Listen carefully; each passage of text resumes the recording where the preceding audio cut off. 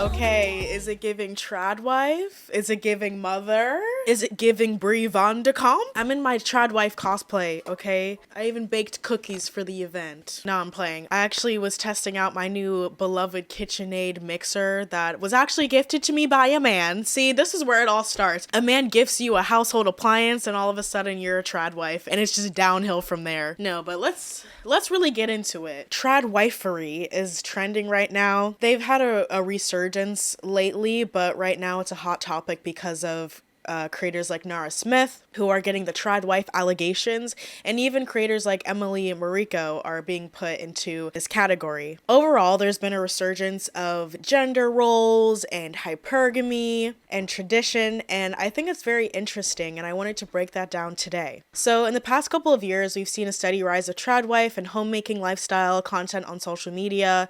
Content creators like Ballerina Farm, Nara Smith, or even Emily Mariko have projected a fantasy, allegedly, that tired women in the workforce are admiring in conjunction with the once popular cottagecore aesthetic on social media. I made a whole video about this.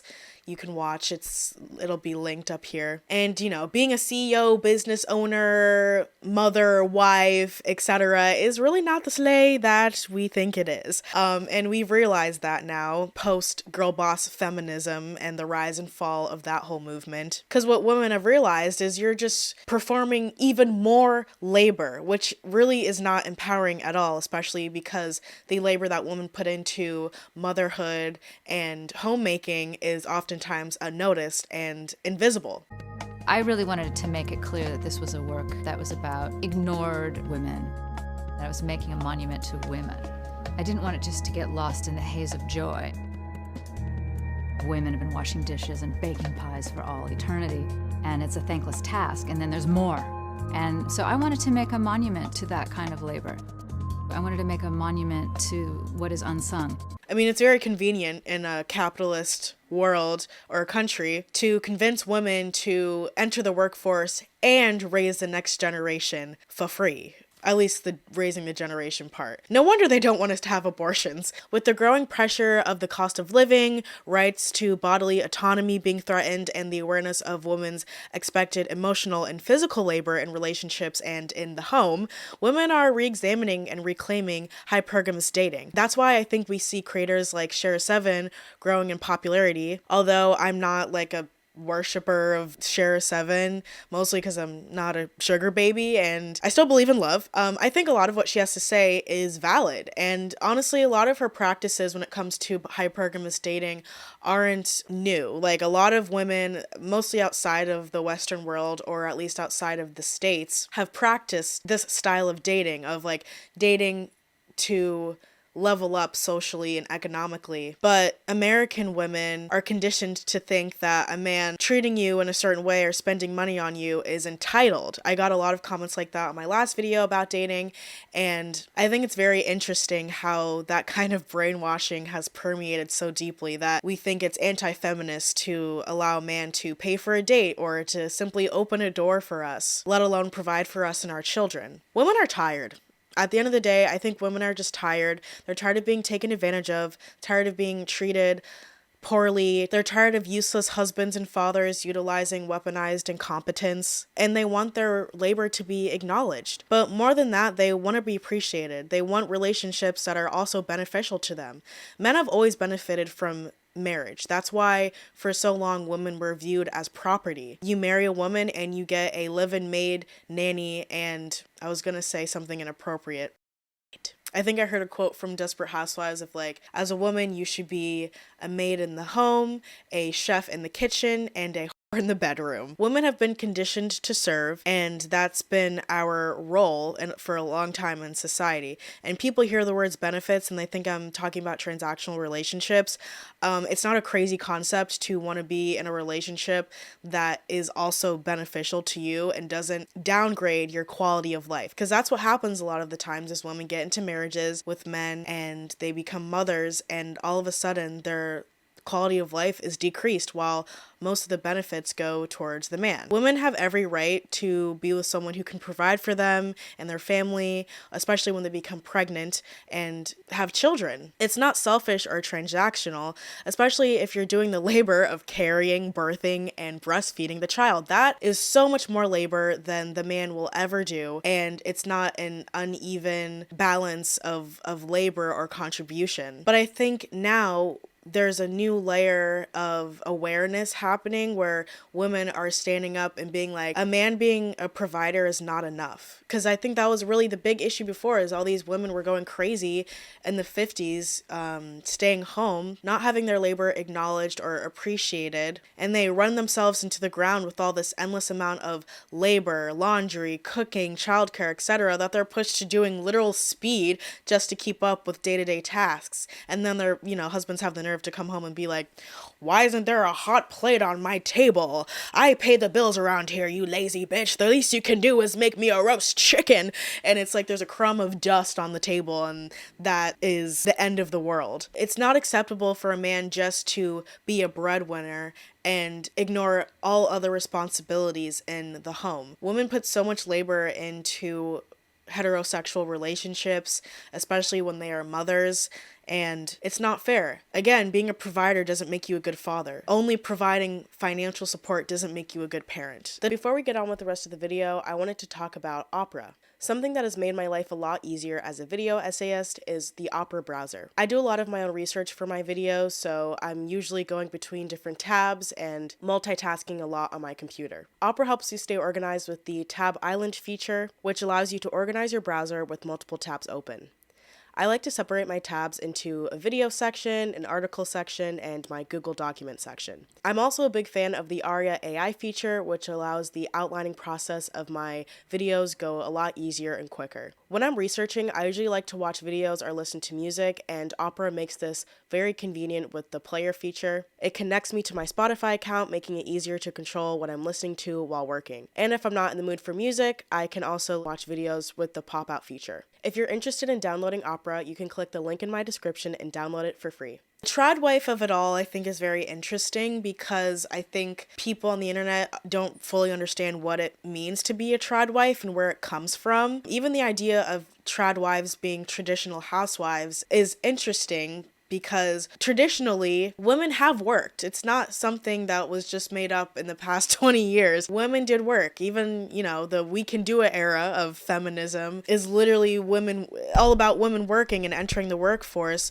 while men went to war during World War II. But, did you think the peasants and the plebeians were just sitting around baking cakes all day? Like, women have always worked. It wasn't until after World War II when men came back from the war and took back their jobs and there was economic prosperity in the states that allowed for single income households and women could stay home, and that's where we get the 1950s housewife ideal. Well, the thing about trad wives is it isn't all that traditional. People have this belief that history was filled with wives who just listened, submissive women, and absolutely. There were lots of legal strictures, and I talk about them often here. Women's bodily autonomy has always been at question in the patriarchy. Legally, lots of strictures. But then when you look at it practically, within the strictures of the legal system, many women had a lot of autonomy and a lot of soft power. Now, royal women had the least autonomy in some ways because they would be the creator of the next royal man. But for many, many women in much of the history of humanity, their only job was not creating children or serving their husband. Many of them had a lot of roles outside of the home. They often worked, taking up the family business just as their brothers did. And so the trad wife that these trad wives are trying to create is basically a 50s construct. And this is even a reaction to men coming back from World War II and being upset that it turns out women can do their jobs. So there's nothing traditional about this. There's nothing really historical about this. It is an artificial look back at history where some women want to go to a past that never existed, which is particularly annoying because those women in the past, when you read their stories, were pretty excited about the things they were able to do. When you read about women who worked during World War II and then lost their jobs because men came back from the war, they weren't thinking, oh, I'm so glad I get to be a trad wife now. They were thinking, I'm so sad I lost this opportunity. And that woman is closing down opportunities for her daughter so that she can live in a past that never existed. In the late 1940s and early 50s, Americans in their childbearing years had weathered the Depression and a devastating war, and they were living under a cloud of possible nuclear war. After studying statistics, personal testimony, and popular culture, imagery, and language, May concluded, Americans turned to the family as a bastion of safety in an insecure world. Cold War ideology and the domestic revival were two sides of the same coin. The dramatic dichotomy and gender imagery in the 1950s makes people laugh 50 years later. In Dick and Jane readers' advertisements, educational films, and television shows, post-war Americans saw feminine, stay-at-home moms cleaning, cooking, and taking care of children, while masculine dads left home early and returned late each weekday, tending to their designated roles as lawnmowers and backyard barbecuers on the weekend. In More Work for Mother, Ruth Schwartz Cohen wrote that psychiatrists, psychologists, and popular writers at the era critiqued women who wished to pursue a career and even women who wished to have a job, referring to such unlovely women as lost, suffering from penis envy, ridden with guilt complexes, or just man-hating. So that happened, and then 90s feminism rolled around and women stopped letting men open doors because I can do it myself, and we enter into like the girl boss feminism era, which left women feeling drained, defeated, and taken advantage of, leading us to this I don't dream of labor sentiment and women wanting to stay home, not work, and live their cottagecore fantasies, because why as a woman should I be grinding when I could be a 26-year-old teenage girl frolicking in the meadows, you know?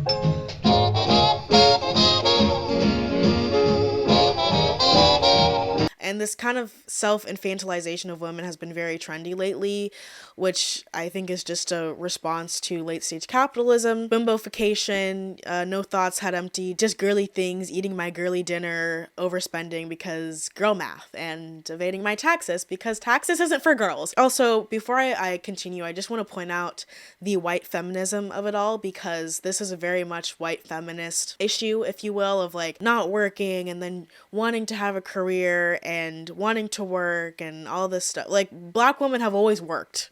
They've never been like these stay-at-home wives. And even the stay-at-home wives had help by women who looked like myself.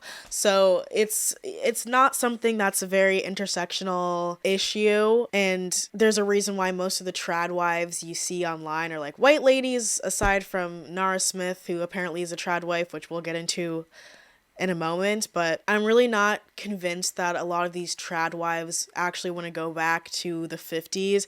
This whole thing is kind of like a very like Make America Great Again type of vibe of like, let's go back to the good old days when everything was right and good in America. It's like, do y'all really want to go back to not being able to own a credit card or own property or go to college? Like, I don't think anybody wants that. And if you do, that's crazy. But you know what, that makes you more of a trad wife than someone who's just like making bread from scratch. Speaking of trad wife and what it actually means, let's really get into it. Let's really unpack this, because the trad wife thing comes from like incels, I'm pretty sure. If you Google trad wife, the first thing that comes up is like the trad wife meme, which is very 4chan. One of the first trad wife memes really breaks it down for you very clearly. In this meme, you see the liberal woman and the trad wife. So this is truly like where the trad wife thing comes from and how the right views liberal woman versus the ideal trad wife.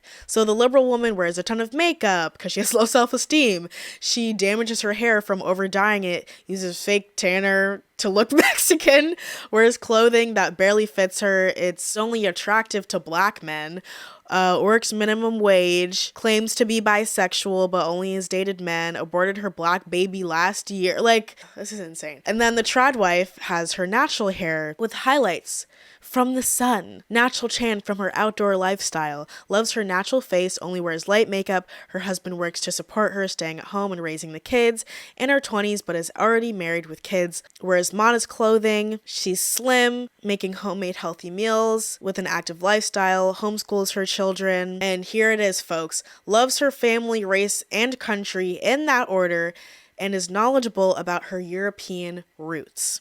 So, I was very confused when people were saying that trad wife content, or the trad wife movement, if you will, is rooted in white supremacy and is white supremacist propaganda. I was like, how are we going from a pregnant lady making sourdough to white? Like, that's, I don't understand how that's possible. But then when I actually figured out what it actually means to be a trad wife and where it comes from, I'm like, oh, okay, I get it. It's like very much spelled out right in front of you very clearly. And so I think it's important to distinguish a stay-at-home mom versus an actual trad wife, because I think those two things are being conflated. Like, oh, if you're a stay-at-home mom, you're a trad wife and trying to push women back centuries or decades, I should say, and this is like harmful to women. And I don't think watching a woman perform domestic labor on TikTok is inherently bad for women or trad wife / white supremacist propaganda. I think I need to center the words white supremacist. Mayo supremacist. Like, I really don't think Emily Mariko is promoting trad wife propaganda or mayo supremacy just by chopping some onions on TikTok and not speaking while doing it. Yeah, she's performing domestic labor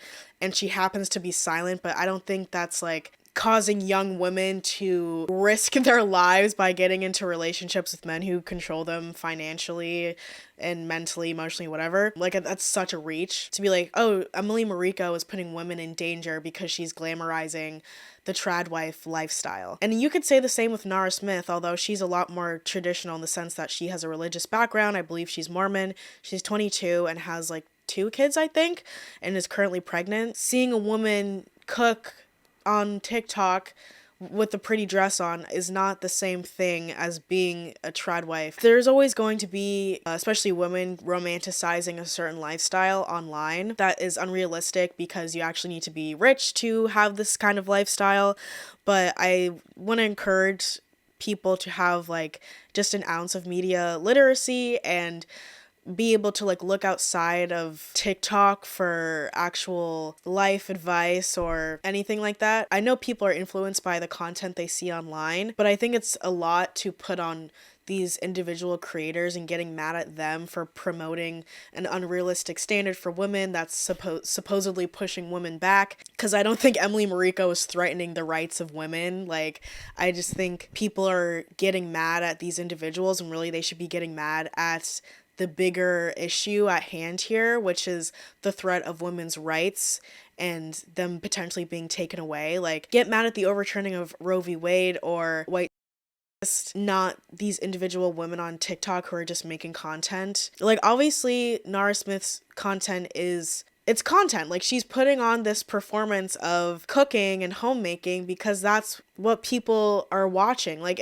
I understand it's unrealistic because she's not being as relatable as possible, and, you know, showing all the dishes she washes and the diapers she changes and all the tedious things or unsavory things that come along with being a stay-at-home mother. But I don't know if anyone really wants to watch that. Like, I think it's boring. I think people want to watch this, like, curated content because that's the nature of social media. And having just a little bit of discernment of like, oh, like, it takes money to have this kind of lifestyle, I think is important and should be prioritized for the consumer or audience member of this content. I think her content is cute and nice and fun, and I don't really think too deeply about it, so that's why I have more of like a laid back perspective on this. I don't know why people are so mad. I also think honestly, there's a layer to it because Nara Smith is I think she's biracial, and it rubs me the wrong way when I see white ladies getting so aggravated about her content, because it's like, damn, let a black queen live. Black women have never been involved in the conversation around staying at home and being housewives or homemakers, and it's like rare to see someone who looks like Nara Smith in that kind of position, and I think it rubs people the wrong way because of that, like, because it's so uncommon historically. And there's a lot of jealousy, I think, that's wrapped up in this critiquing of Emily Mariko and Nara Smith of like, yeah, I'm not rich and I can't have this lifestyle, therefore this is harmful because it hurts my feelings. And it's like, okay, you can be jealous and that's fine. It is aspirational, or at least the content is framed in that way because that's how social media is. It's a highlight reel, as we all know. But to put the pressure of like feminism and the rights of women onto these individual female creators, I think is stupid. And yeah, you don't know. Maybe Nara Smith has a maid. Maybe she isn't cleaning a single dish because she doesn't have to. That being said, the more I think about it, I think it's important to disclose that you have help, that you have nannies or maids if you're making content centered around being a mother and a homemaker, because it really does make a difference. And I think it's important to be transparent in that way and not promote an unrealistic standard for motherhood. I don't think anyone's gonna, think less of you if you're like, yeah, I'm a mom and I also have help and I don't do it all alone, and you don't have to either. So I decided to dig a little deeper into Nara Smith and her lore, because I've heard a lot of weird rumors about her since filming this video, and she was so nice to grace us with a video talking about her life and her upbringing and things like that. On September 27th, 2001, so I'm 22 years old. When I was 14, I got scouted by a modeling agency, and I've been doing modeling ever since then. That's also how I met my husband. After 6 months of dating, we got married and then had 2 kids, and we're pregnant with our 3rd. We have a daughter, her name is Rumble, and we have a son, his name is Slim. My husband also has a daughter from his previous relationship. I've always wanted to be a young mom because growing up, my dad would always tell us that he regrets having kids later in life. So I took that advice, and it's one of the best decisions I could have made, and I know it's not for everyone. I was always very mature and independent and did a lot of things at a very young age. So I never feel like I'm missing out on any of the partying, any of that, because I've done all of that. When I finished high school, my plan was to study marine biology, but my plan shifted, and now I'm cooking a lot more and being on social media. I know that my religion is a very hot topic on the internet. I don't know what I'm doing. I'm still learning and figuring out my own faith. I'm not in any way a hardcore Mormon. So, with all that new information, what can we learn here, folks? I'm going to believe Nara when she says that she's happy and being a young mother was the best decision she ever made. I don't know the ins and outs of her relationship, and I'm not really here to speculate on that. But what I think is important to emphasize is that this lifestyle is not for everyone. I personally would not recommend anybody to start a family at 19. There's a lot of life to live before that, and it sounds like she's lived a lot of life before she started her family. I'm not necessarily here to say whether I agree with that or not. Like, it's her life. Those babies have already been born, but in general, like, I wouldn't recommend young girls do this. And again, if you're 19 making like life decisions based off of like TikTokers, I think there's probably something missing in your life, like a strong community giving you guidance. And I'm sorry for that, but like I still don't think Nara Smith should be like, held responsible for how other people choose to live their lives. But that being said, I don't think it's safe for this kind of lifestyle to be necessarily normalized without full transparency of like safety and what precautions you need to take when becoming a stay-at-home mother, especially one that is so young. Because the thing is, the wrong man can ruin your life. Like, if you marry the wrong person, that can ruin your life or end your life. So it's really important to know who you're marrying and know what you're getting yourself into and choosing wisely. And although there are plenty of people who had children very young and they loved it and they have no regrets, I think it's still within a woman's best interest to wait a little bit longer. I wouldn't necessarily say having a baby at 19 is like the wisest choice for the average 19-year-old. And I think as women, it's important to really talk about these things and protect ourselves and not just write things off as like, oh, well, it's your life, do whatever you want. Like, if my friend was in an abusive relationship, I wouldn't be like, well, if it makes you happy, like, you know what I mean? So I support women's rights. I do not support women's wrongs if it means that she's putting her life in danger. I would not recommend dropping out of school or giving up your passions or your dreams for a man. Call me crazy.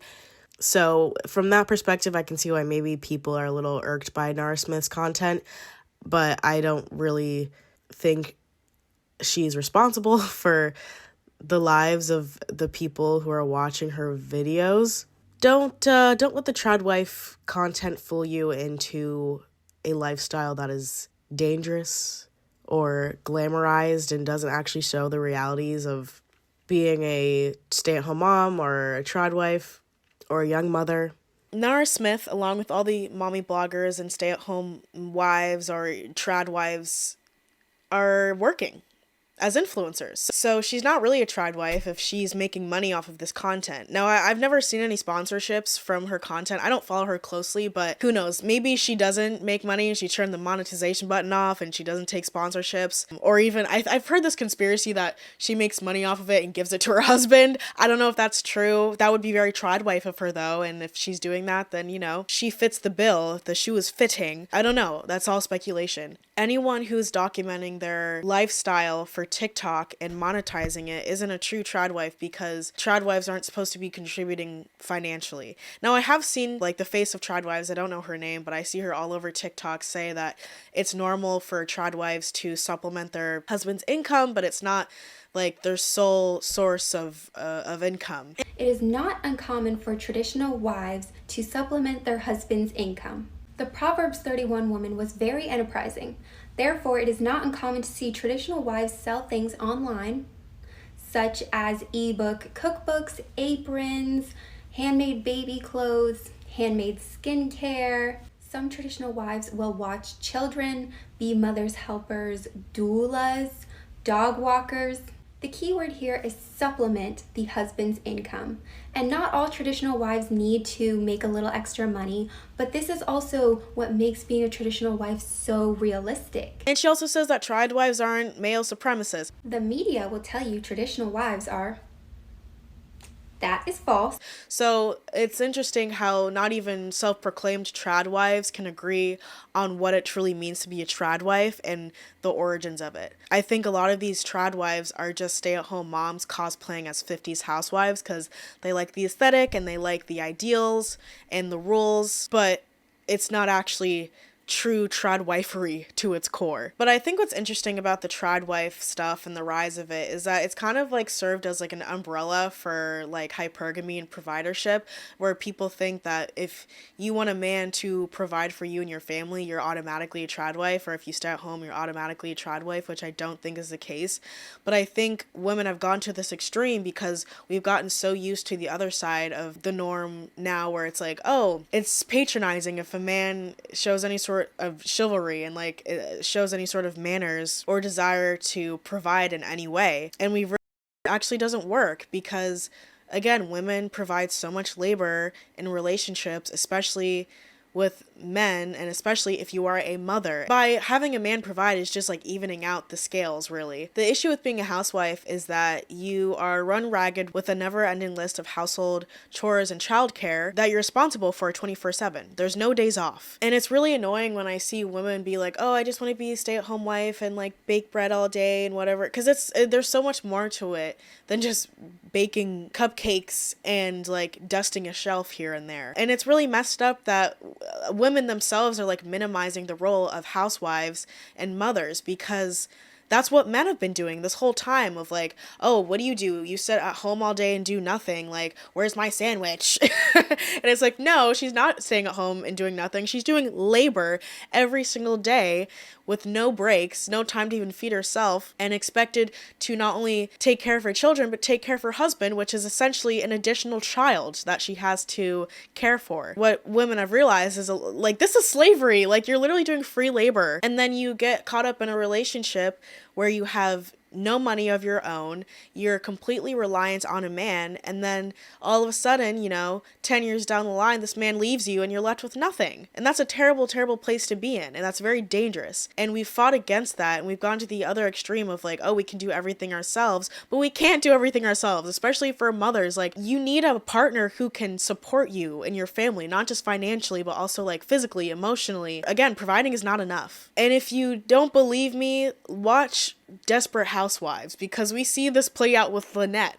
Like, that poor woman is being beat down to the bone by her children and her ungrateful ass husband. And that show aired in 2004. I'm all for stay-at-home moms, honestly. Like, I think every woman deserves the opportunity to stay home when she's pregnant and postpartum to care for her child and to rest. Unfortunately, in the economic state of the world, it's harder and harder for that to be possible. I only advocate for stay-at-home motherhood, if your husband isn't an idiot and knows how to cook and knows how to clean properly and can financially provide for you and can also provide mentally and emotionally for you and your children. 2, you have a safety net financially, whether that is your own savings account or another stream of income where you can work from home or have your own business and still care for your children. And you have an ironclad prenup that ensures a great cash settlement in case you split up with your husband and you're not just left with nothing. Because I'm seeing women on